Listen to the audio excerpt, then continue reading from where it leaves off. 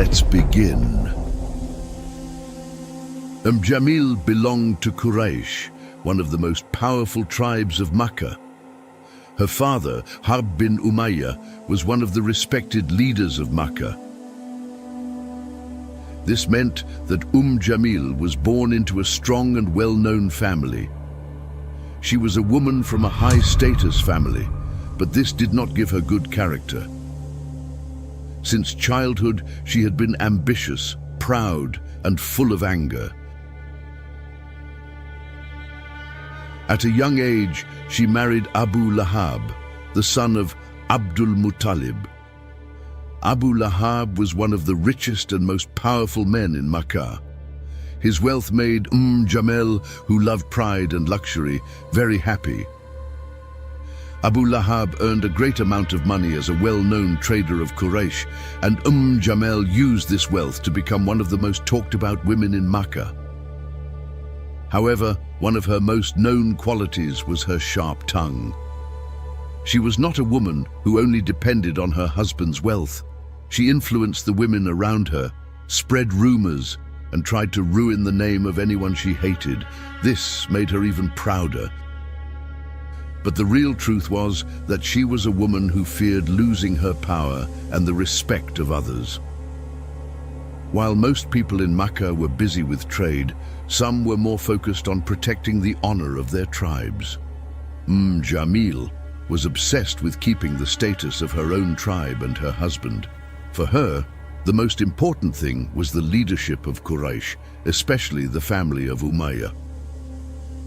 But one day, shocking news spread in Makkah.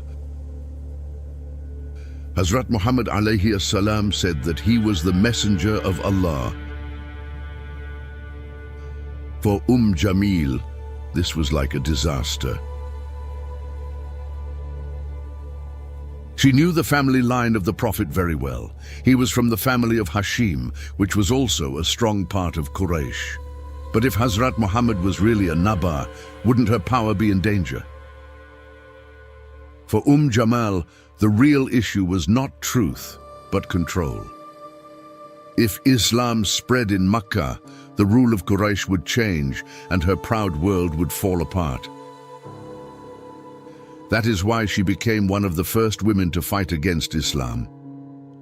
Her husband, Abu Lahab, had already started to oppose the Prophet. But Jamil took this hatred even further. She did not only stand against Islam, she tried everything to destroy it, to bring down the honor of the Prophet, and to scare the believers. Her poisonous words could be heard in the narrow streets of Makkah, in the courtyards of houses, and around the Kaaba. She was not just an enemy. She became a source of fitna. But her real battle was only starting. For Jamil, Islam was not just a belief, it was a serious danger to her life. There was one man in Makkah who stood against the system that had existed for years. Hazrat Muhammad sallallahu alaihi wasallam. And she was ready to do anything to stop this new dun from spreading. At first, she did not take it seriously. When she heard about Hazrat Muhammad's claim to Nubuwah, she thought it would not last long. But as more and more people followed him, Jamil was filled with fear and anger. Together with her husband, Abu Lahab, she became one of the leaders who fought against this new deen. Jamil had a strong influence on the women of Makkah. A single word from her could spread across the city very quickly. She used this power to harm Islam by creating lies and spreading false stories. Muhammad is crazy, she would say. He is a magician, she would warn people. He is a liar who is breaking the order of Makkah, she would claim. Her lies were not just to trick people. Her real goal was to damage the honor of the Prophet and push people away from him. She even used the lowest methods to achieve this. One day, in the market of Makkah, she gathered people and shouted, "Hazrat Muhammad is even harming his own family." But the truth was the complete opposite. The Prophet was the most honest and trustworthy man in Makkah. Yet Jamil tried to destroy his name with lies. Jamil's biggest enemy was Hazrat Khadija. She was one of the most respected women in Makkah and also the strongest supporter of the Prophet. Jamil felt great jealousy towards Hazrat Khadija. She made fun of her, encouraged the women of Makkah to turn against her, and tried to make her feel alone. However, no matter what she did, she could not succeed against the calm and dignified stance of Hazrat Khadija. Because of this, Jamil started showing her hatred for Islam through Hazrat Khadija. She threatened the women who visited her, saying, "If you keep meeting with her, we will exclude you from society." But Hazrat Khadija radiallahu anha remained patient and strong against these lies. The iman in her heart was much greater than Jamil's anger. Jamil did not only use words, she also tried every way to stop Islam in action. She made plans to scare the new Muslims and force them to leave Islam. She provoked the leaders of Quraysh to increase pressure on the Muslims. She placed stones and thorns on the paths where the Prophet walked to harm him. She encouraged people to remove Muslims from trade and social life. One day, while the Prophet was praying near the Kaaba, Abu Lahab and Jamil ordered their men to throw filth on him. They did not hesitate for even a moment to insult the most noble and honest man in Makkah. But no matter how much they tried, the number of Muslims kept growing every day. This drove Jamil mad. Lies and slander were no longer enough for her. She began to plan to kill the Prophet. For many years, Jamil was one of the biggest enemies of Islam. But her name was not only mentioned in the streets of Makkah, it was also written in the Qur'an as one of the cursed ones forever. Abu Lahab and Jamil became more violent against the Muslims as Islam spread. But no matter what they did, the truth of Allah would win. Surah Al-Masad was a clear curse from Allah upon Abu Lahab and his wife. When the surah was revealed, the fate of Jamil and Abu Lahab was sealed. One day, the Prophet stood on Safa hill and called out to the people of Quraysh, "O people of Quraysh, if I told you that there is an army behind this mountain ready to attack, would you believe me?" Everyone there answered, "Yes, because you have never lied." Then the Prophet said, "Then I warn you about a great punishment." A silence followed. This was the beginning of the open call to Islam. But Abu Lahab, full of anger, jumped up and shouted, "Did you gather us just to say this? May you perish." Then he quickly left. Because of these words, Allah revealed Surah Al-Masad. May the hands of Abu Lahab be ruined, and ruined is he. His wealth will not benefit him or that which he gained. He will burn in a flaming fire. And his wife, the carrier of firewood, around her neck is a rope of fiber. This surah declared the terrible end of Abu Lahab and Jamil. The most striking part was the phrase, "the carrier of firewood." This described how she carried stones and thorns to harm the Prophet, but it also showed her evil and destructive nature. When Surah Al-Masad was revealed, Jamil became furious. To her, this surah was like a death sentence. People in Makkah were now talking about her fate. Even the leaders of Quraysh mocked her. One day she picked up a large stone and planned to kill the Prophet. She went to Masjid al-Haram, thinking she saw him sitting there. Hazrat Abu Bakr was with him. But Jamil could not see the Prophet even though he was right there. Instead, she turned to Hazrat Abu Bakr and shouted, "Where is your friend? I have come to harm him.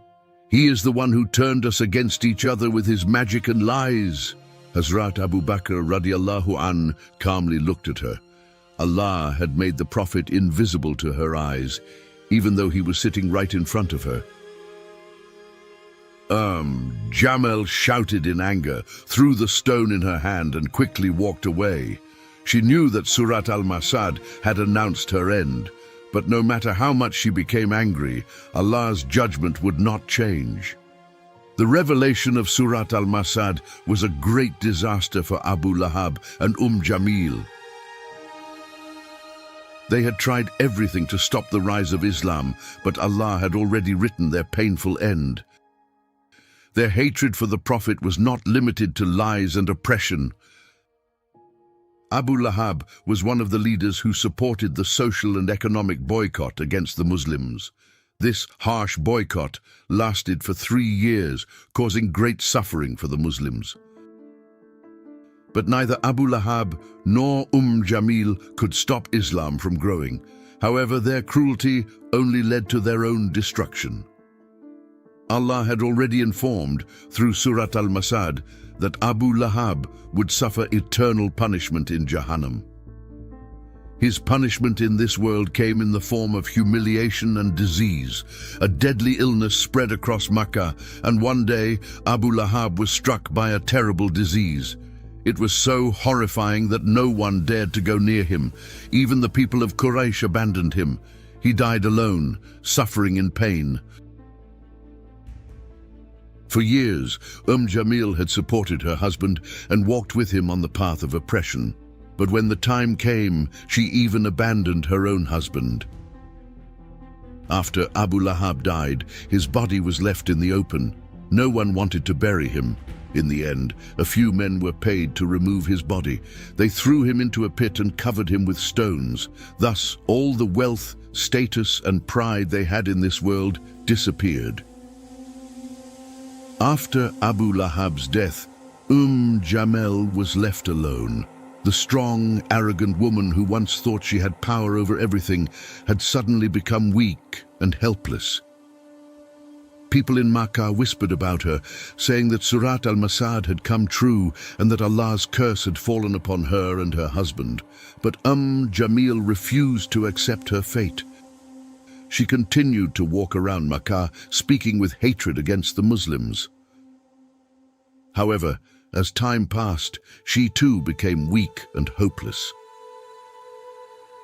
According to historical reports, she also had a terrible death. Some narrations say that she was crushed under a large stone, while others say that she died strangled with a rope around her neck.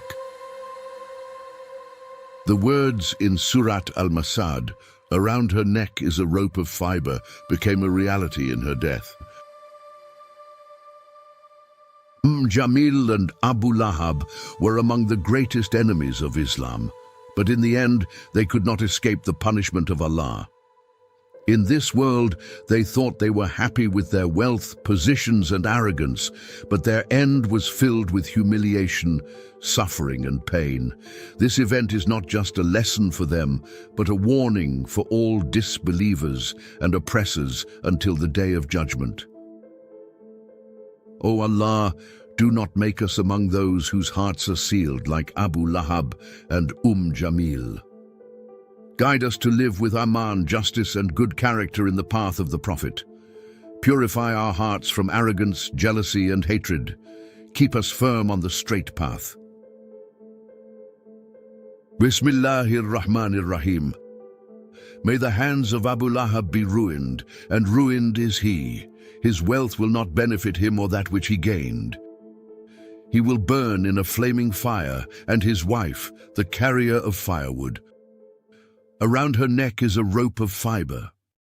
Amen. Don't forget to subscribe to the channel and like the video to support us.